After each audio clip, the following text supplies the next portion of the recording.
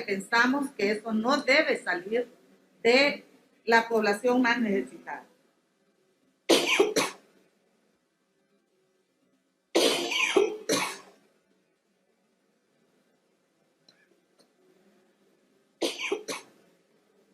Buscaríamos y compartimos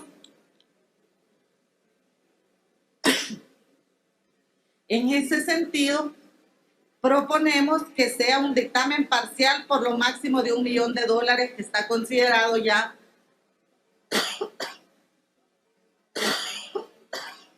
dice la televisión que es una infección total, pues todos a robar mascarillas. Esto sí es un viral de verdad y el Actimel no servirá. La OMS está desesperada.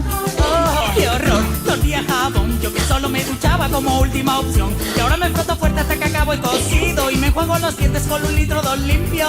Corred, que he oído toser, por Wallapop papel del váter compraré. Acaban de poner en cuarentena la zona y han pillado a mi abuela saqueando el Mercadona.